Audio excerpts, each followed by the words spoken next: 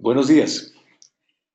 En nombre de Gurús Online, les damos la bienvenida a esta capacitación en relación con la declaración de renta de las personas naturales por el año grabable 2017. Nos alegra que hayan aceptado esta convocatoria. Como ustedes saben, Gurús Online es una página que no solamente permite la consulta de normativa actualizada en relación con muchos temas, el tributario uno de ellos, sino que además ofrece como valor agregado de sus servicios estos foros de capacitación. Por eso, bienvenidos.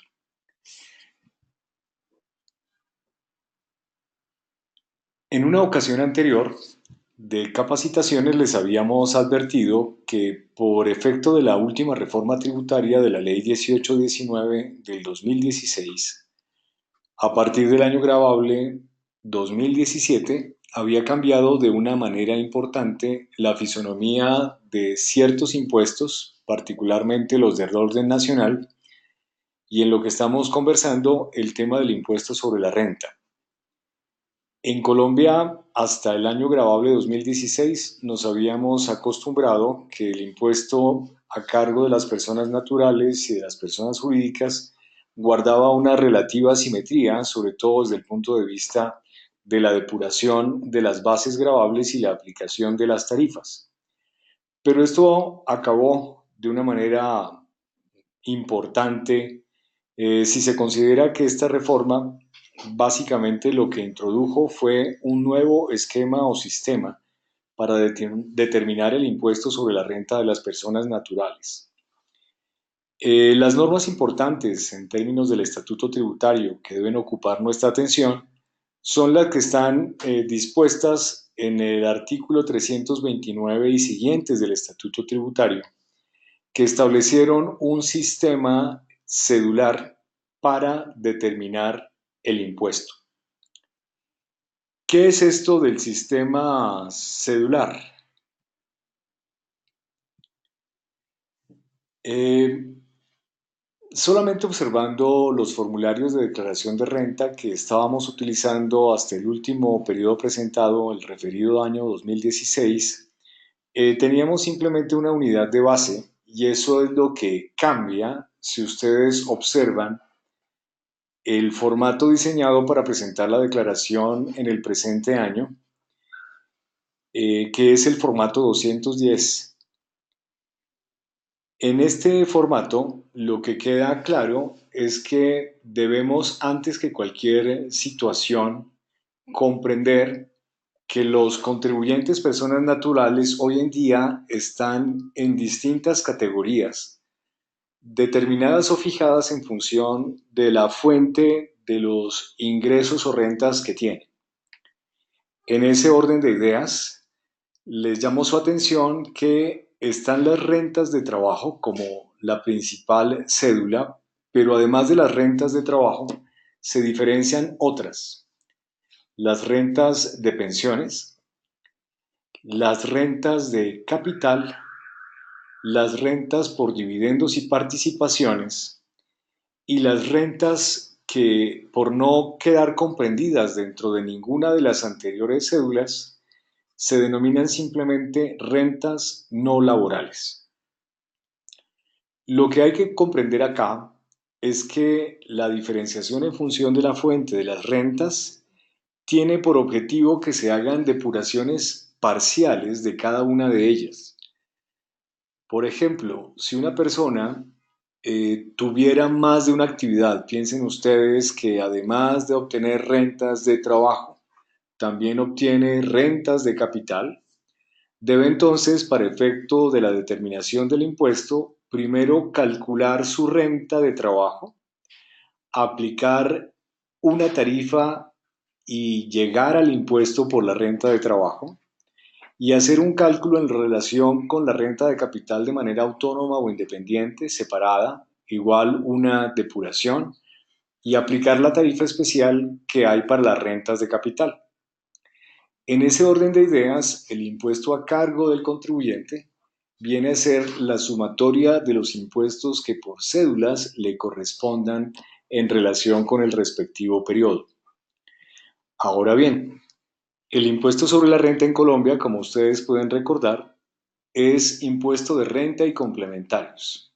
Entonces, el famoso impuesto que se denomina ganancias ocasionales es el impuesto complementario hoy en día vigente.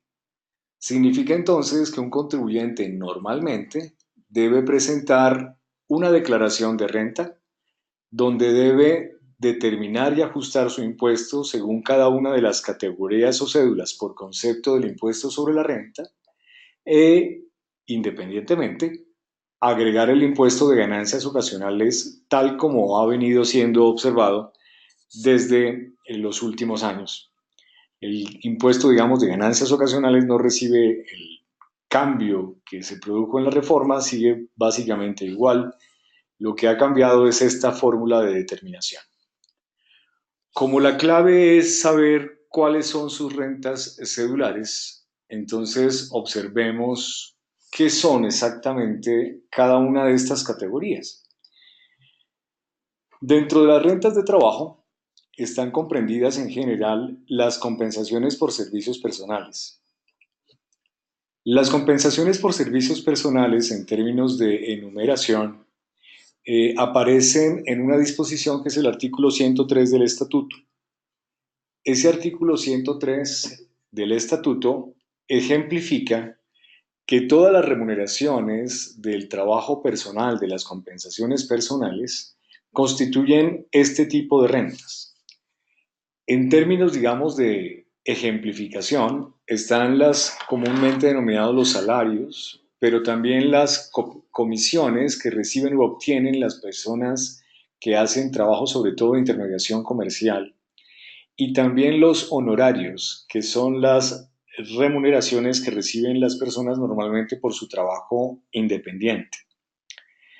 A estos conceptos, que son los comunes y generales, pues deben ser agregados los que corresponden a las disposiciones propias del Código Sustantivo del Trabajo, en donde se distinguen las prestaciones sociales y los viáticos. En materia de relaciones legales y reglamentarias, que son las que tienen los funcionarios públicos que están vinculados bajo esta señal frente a las entidades estatales, entonces se agregan los gastos de representación. Toda remuneración en general que se explique o se justifique por el hecho de que exista una relación de tipo laboral o legal y reglamentaria constituye entonces renta de trabajo. Por eso es válido igualmente ejemplificar que las bonificaciones, las indemnizaciones por despido y cualquier otro tipo de compensación están comprendidas dentro de las mismas.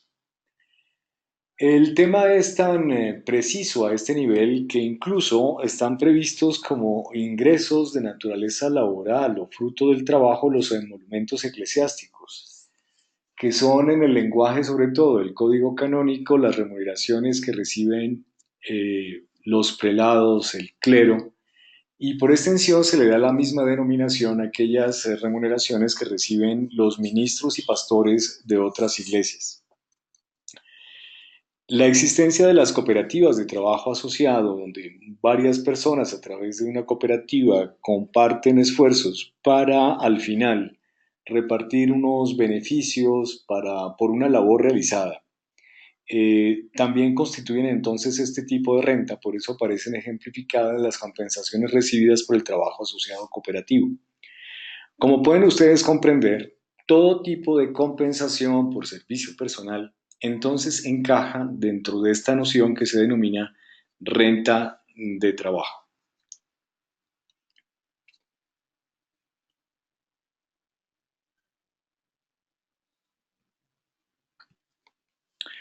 Ahora bien,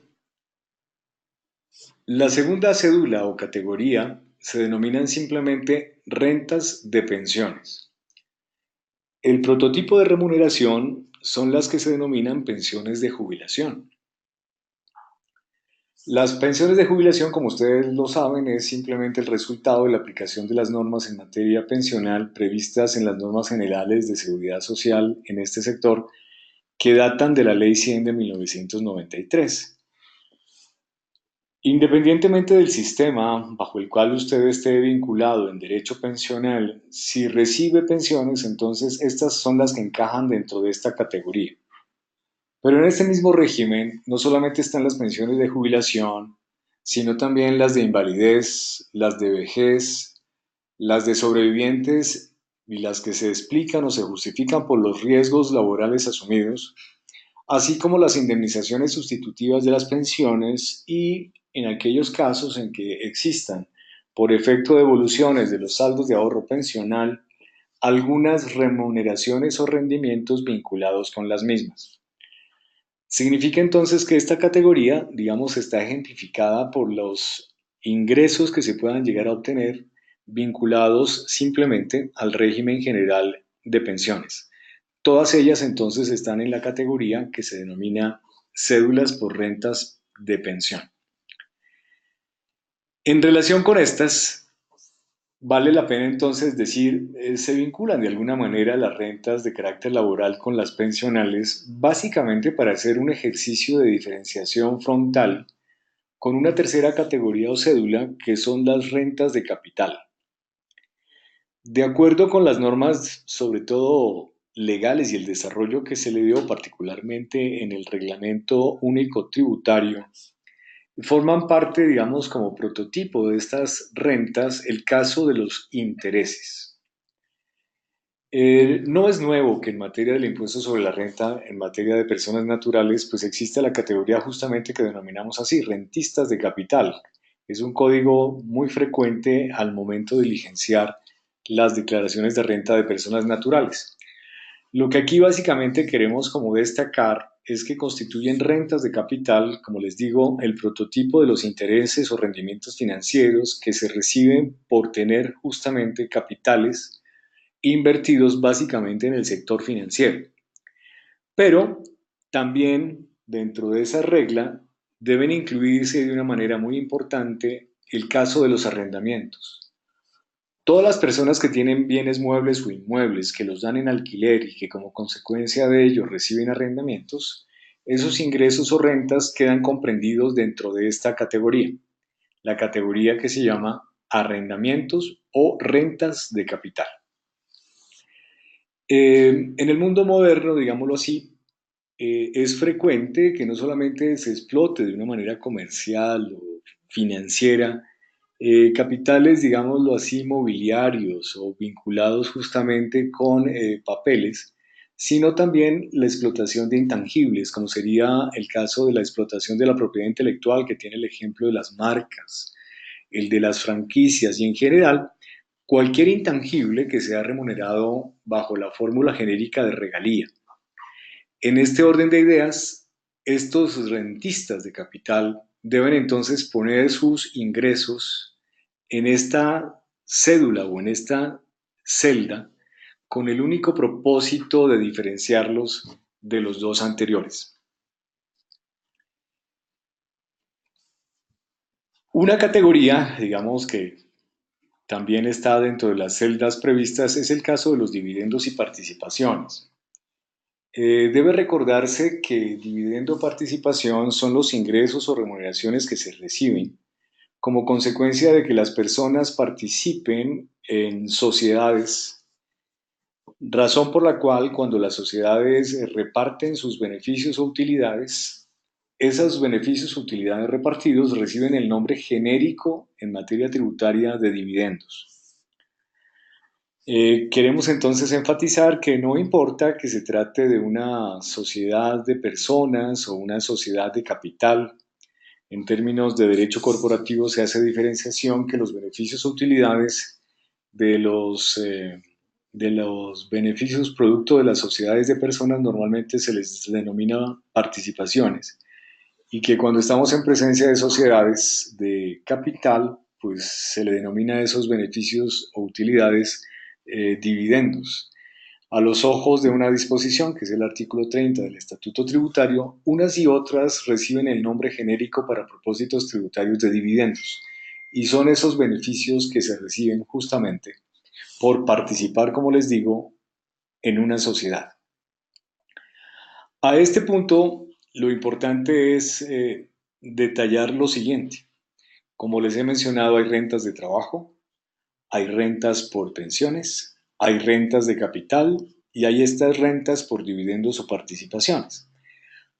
Todos aquellos otros ingresos diferentes de los anteriores, todos aquellos que no encajen dentro de estas cédulas anteriormente mencionadas, entonces se les denomina simplemente rentas no laborales.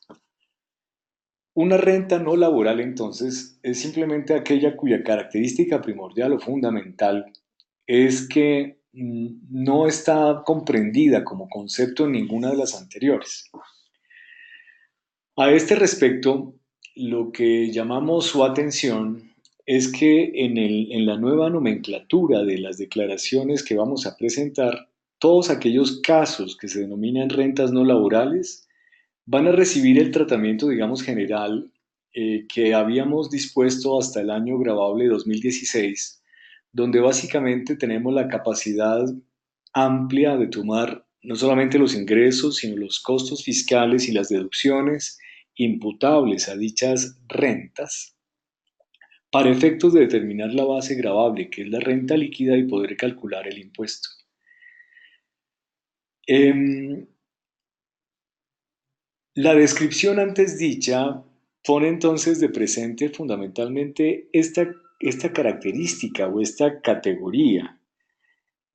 Una persona que como consecuencia de ejercer su trabajo, a veces lo hace, digamos, de una manera relativamente autónoma para una empresa, puede estar tomando ese ingreso, llamémoslo por ahora honorario, bien como renta de trabajo o bien como una renta no laboral. Entonces, acá lo que hay que explicar o precisar es que antes que cualquier cosa, hay necesidad de mirar, digamos, como las circunstancias. Un profesional de una profesión cualquiera que realiza trabajo dependiente bajo un contrato de trabajo, pues básicamente lo que obtiene como consecuencia de ese trabajo es una remuneración tipo salario, que es una de las formas de las rentas que llamamos de trabajo simplemente. Pero también es posible que esa persona lo haga de una manera autónoma o independiente, lo voy a decir así como en su consultorio u oficina, y en estos casos, pues cabe la posibilidad de estar en una renta de trabajo o en una renta no laboral, básicamente por una consideración que se destaca en el segundo recuadro de la transparencia, y es que en todos aquellos casos en donde se haya contratado por lo menos en el año o periodo gravable dos o más personas por un tiempo no inferior a 90 días, sea de manera continua o discontinua, permite que esa situación particular sea leída por las normas de la declaración de renta como una renta no laboral. Mientras en el primer caso las rentas laborales de trabajo parten de la base de que no reconocen costos, cuando estamos recibiendo pagos no laborales, rentas no laborales, como sería el caso que ejemplificamos hace un momento en este recuadro, en estos casos entonces sí se reconocerían. Con lo cual entonces debo decirles la categorización o la determinación o la fijación de dónde estamos ubicados en términos de categorías se hace realmente importante. Vamos a esperar las preguntas y hacemos una pausa. Se pregunta básicamente qué es lo que diferenciaría de una manera, digamos, nítida o importante este último comentario sobre diferenciación. Y yo les digo simplemente, es un tema un poquito casuístico, no es un tema, digamos, de absolutos, de blancos y de negros, sino que hay que mirarlo en la perspectiva o en la circunstancia de cada quien. Eh, Pongo de presente, por ejemplo, un caso como es el de los abogados. Piensen ustedes que hay un abogado de alguna manera vinculado, piensen como contratista en una entidad. Lo normal es que sea leída su situación como una renta de trabajo más. Les explicaba, este tipo de rentas de trabajo está catalogada como tal en el artículo 103 y por eso puede concluirse que forma parte de una renta laboral. Pero debo decirles que también es posible que ese profesional tenga, digamos, su propia oficina y en su oficina tenga la posibilidad o la condición de contratar dos o más personas y tener esos contratos en términos del año periodo gravable por un periodo continuo o discontinuo superior a 90 días. En este último caso, como les trato de hacer pensar, encajaría dentro de una renta no laboral. Eh, el paso siguiente es qué es más conveniente, lo uno o lo otro. Y entonces debo decirles, pues no es un tema tampoco absoluto.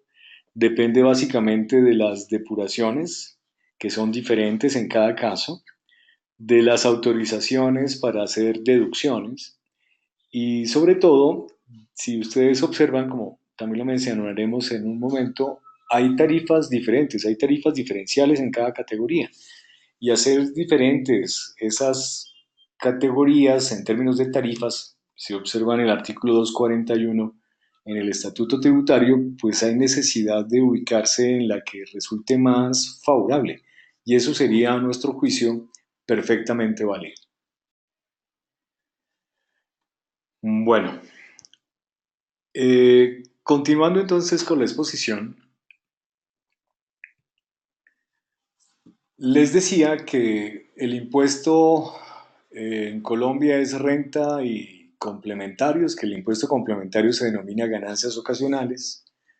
El impuesto de ganancias ocasionales no ha sufrido, digamos, ningún cambio, ninguna diferenciación. Son básicamente los mismos conceptos que se han venido trabajando tradicionalmente, que son los que aparecen resumidos en la transparencia. En el caso de Colombia, se quiere dar a entender que las ganancias ocasionales como impuesto complementario son diferentes de las rentas, básicamente con el criterio de que su obtención, su percepción es algo totalmente excepcional o extraordinario. Eh, los ejemplos que utilizamos en Colombia, o los casos más bien que utilizamos en Colombia, están como vinculados a fenómenos o a situaciones totalmente extraordinarias, como sería, por ejemplo, la venta de un activo fijo que ha sido poseído por 2 años o más. Entonces, debo decirles, si usted adquiere un bien, piensen ustedes una casa de habitación, un automóvil, una acción o inversión en una empresa específica, participar en una de ellas, y al cabo del tiempo, y han pasado más de 2 años, se enajena. Lo que lee el impuesto sobre la renta en Colombia es que usted no ha obtenido una renta, sino por el contrario una ganancia ocasional, es decir, un ingreso perfectamente extraordinario que no se graba como renta, sino de una manera especial y separada a través de las ganancias ocasionales. Aquí comentarles que desde el año grabable 2013, la tarifa general de las ganancias ocasionales es el 10%. De tal manera que si estamos en este caso, o lo que es lo mismo, recibir beneficios o utilidades por aportes a sociedades que han tenido en su duración más de 2 años, o se obtienen herencias, donaciones o legados, o cualquier otra fórmula que implique un ingreso excepcional, entonces estamos en presencia de una ganancia ocasional. El ejemplo, digamos, más claro de lo excepcional de este tipo de ingresos es el que aparece aquí como ejemplo del proveniente de loterías, rifas y apuestas. Históricamente, Colombia ha grabado como ganancia ocasional este tipo de ingresos totalmente excepcionales. La única diferencia con los anteriores es que la tarifa ya no es el 10%, sino el 20%. Pero en todo lo demás, como ustedes notan, tienen una depuración y una determinación especial, separada en el formulario.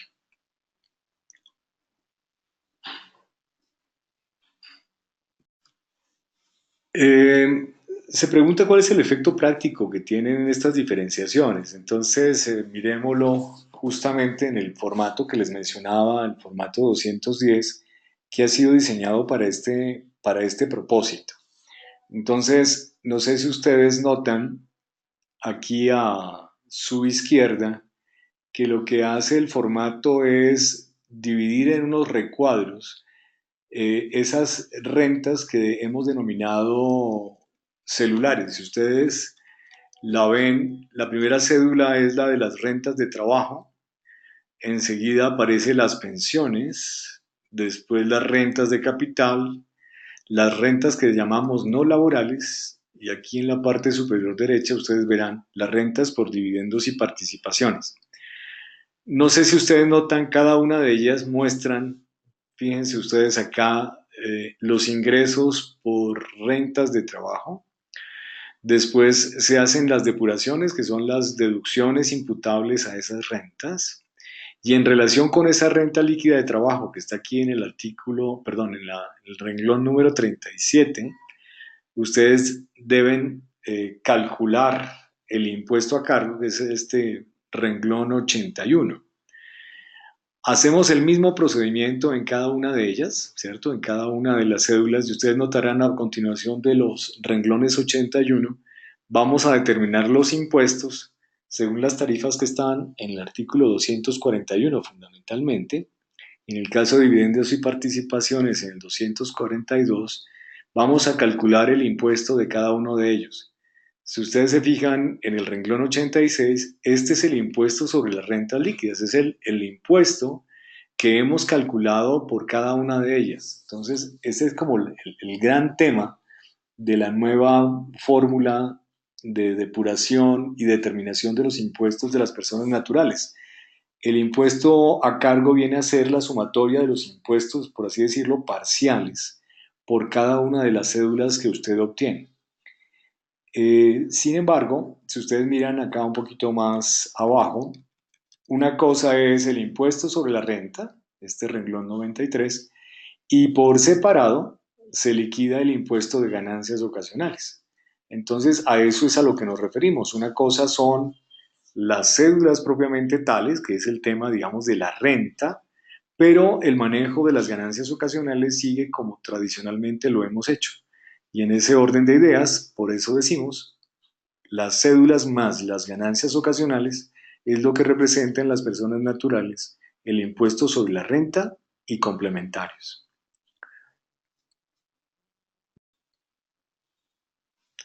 Muy bien, hecha esa consideración, entonces miremos ahora la otra gran diferenciación. Una cosa, les decía, son las cédulas, pero el tema realmente importante es que ustedes noten que sí hay una gran diferenciación en el tema del manejo de las tarifas. Entonces, en estas dos transparencias quiero que ustedes lo observen y como les mencionaba, lo pueden corroborar o comprobar en el artículo 241 del Estatuto Tributario. Si usted obtiene una renta de trabajo y hace la depuración y obtiene, digamos, esas rentas de trabajo grabadas o líquidas y obtiene, digamos, pensiones, entonces noten ustedes que en ambos casos lo que se recibe por concepto de rentas de trabajo y lo que se recibe por concepto de pensiones se lleva a una misma tabla, una de cuyas características es que los primeros 34.726.000 pesos que usted obtenga no están grabados, es decir, están a tarifa del 0%. Pero que en la medida en que superemos ese valor, si ustedes notan por escalas, se va subiendo la tarifa marginal del 0 al 19%, al 28% y al 33%, cuando los rangos de VT superan los 4.600 VTs. Entonces, si mi renta supera eso, estoy, digamos, en un tope de tabla que es el 33%. Cuando se trata de rentas cedulares, pero por conceptos de capital y no laborales, quiero que ustedes noten que la tabla es un poco diversa. No sé si notan lo que está, digamos, exento, que no paga, no está grabado con el impuesto, son los primeros 19 millones 115.000 pesos. Como notan, bastante menos que lo que aparece eh, en el caso particular del trabajo y las pensiones. Y si ustedes se fijan en los rangos por escalones que están en esto de la tarifa marginal, sube del 0 al 10, al 20, al 30, tiene un tramo del 33 y tiene un tramo extremo del 35%, con lo cual debo darles a entender que la tabla marginal es más fuerte, es más exigente en términos de porcentaje aplicable en el caso de estas rentas líquidas o cedulares. Volviendo al ejemplo que les esbozaba de esa persona que obtiene, digamos, honorarios y que indistintamente uno podría pensar que puede estar en las rentas de trabajo, su situación o en las rentas no laborales. Según las explicaciones que dábamos, no sé si notan que en un momento dado pues la tarifa es totalmente diferente. Por eso los cálculos de ese caso particular pues deben igualmente manejarse para poder considerar si están en un lado o en otro. Como ustedes notan, aquí ya estamos en tema de cédulas y la tarifa. La tarifa, digamos que es, digamos, dicen algunos, no tan onerosa, no tan gravosa, es el caso de los dividendos. Recuerden que después de la reforma tributaria del 2016 entramos en la era de la gravabilidad de los dividendos y participaciones. Hasta el año gravable 2016 habíamos entendido que en todos aquellos casos en los cuales si los dividendos provenían de utilidades que habían pagado impuesto en cabeza de las sociedades, si hacían ingreso no constitutivo de renta ni de ganancia ocasional, el dividendo o la participación. Pero ese régimen cambió para decir o definir que a partir del año gravable 2017, las utilidades que se obtengan con cargo a utilidades provenientes después del 1 de enero del 2017, las que se han obtenido por sociedades, se han determinado después del periodo gravable 2016, estas sí están grabadas. Y entonces aquí contarles el gravamen hasta el equivalente a 600 VT, que son estos 19.115.000, es del 0%, pero cuando pasa de este rango y hasta 1000 VTs es del 5%, y a partir de 1000 VTs, que es más o menos una suma cercana a los 35 millones, tendrá una tarifa del 10%. En todos aquellos casos en los cuales las utilidades provenientes de los dividendos no hayan pagado impuestos, o lo que es más gráfico, cuando se trata de empresas extranjeras que reparten dividendos, estas se graban a la tarifa máxima, la tarifa tope, que es para los efectos del año gravable 2017 el 35%. Si hay entonces una gran diferenciación, como les mencionaba, entre cuál es la tarifa y el esquema de las cédulas en cada una de las categorías enunciadas. Ese es, digamos, como el tema más importante para reflexionar sobre el caso de las cédulas para las personas naturales en materia del impuesto sobre la renta. Estas observaciones son las que nos parecían esenciales e importantes para efecto de lo que queremos mostrar y destacar, que es el comportamiento que tiene a partir del año grabable 2017, que estamos declarando a partir del 9 de agosto de este año, en términos de los últimos dígitos de nuestro NIT, el impuesto sobre la renta.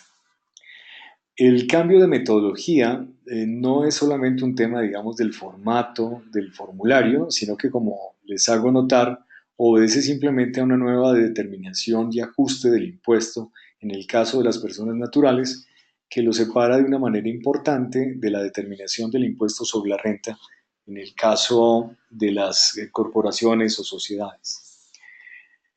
En aras de poder, digamos, desarrollar los casos específicos, que es el tema de la reunión de mañana, queríamos simplemente complementar con algo adicional.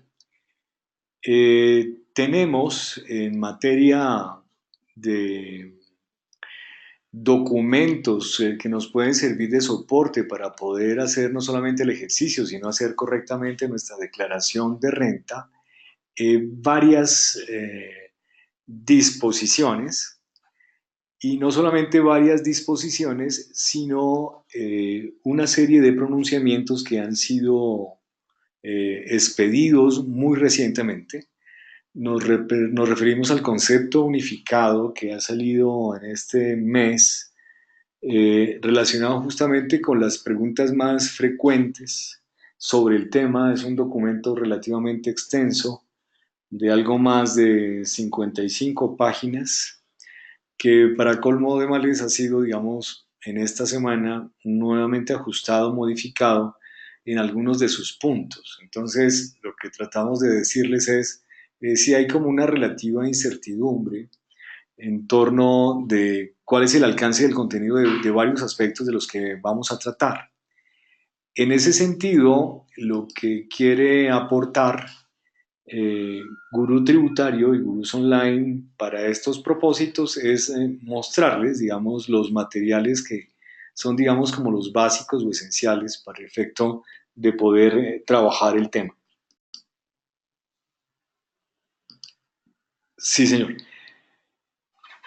Por ahora quiero que simplemente observen, este es uno de los materiales que nos parece que es como importante. Resume cuál es el índice, digamos, normativo de todas las disposiciones que están en juego. No quiero señalarles que es como muy complejo, simplemente decirles, si ustedes lo notan, es una gran cantidad de disposiciones. La particularidad de cada caso pues hace que sea un poquito difícil para los propósitos de simplemente diligenciar las declaraciones, el alcance del contenido de cada una de estas normas, que sería como hacer un curso, por así decirlo, en torno del impuesto sobre la renta. Pero sí quiero destacarles que las normas generales, como serían las normas relacionadas con ingresos, con costos, con deducciones, con las exenciones y sobre todo el tema del manejo del patrimonio, son disposiciones que juegan para todo tipo de contribuyente, aún las personas naturales. En el caso particular de lo que estamos hablando y como por efecto de los cambios normativos de la última reforma tributaria, hay necesidad de tomar en cuenta además los reglamentos. Entonces, decirles fundamentalmente que el caso particular de las personas naturales tiene una parte específico en el Decreto Único Reglamentario Tributario, el que se conoce como el DUR, que básicamente lo pueden ustedes, en lo que estamos, digamos, hablando particularmente en la reunión de hoy, están a la altura del artículo 1.2.1.20.1, que son estas, digamos, disposiciones reglamentarias asociadas a las normas que mencionábamos y que son las básicas y las fundamentales para poder diligenciar de una manera exitosa nuestra declaración de renta. En ese orden, y digamos para cerrar esta primera sesión, entonces contarles que con base sobre todo en los casos que más se han analizado desde el punto de vista de los cambios y las repercusiones que puede tener en el efecto de determinación de los impuestos, nos basaremos entonces en estas disposiciones que, como les insisto, aparece dentro de nuestros materiales para poder desarrollar, digamos, el ejemplo particular. Si no hay ninguna pregunta adicional, entonces por ahora dejaríamos acá y los invito muy cordialmente a que continuemos con nuestra charla en la próxima sesión, que será en el día de mañana. Por ahora, un feliz día y seguimos en contacto.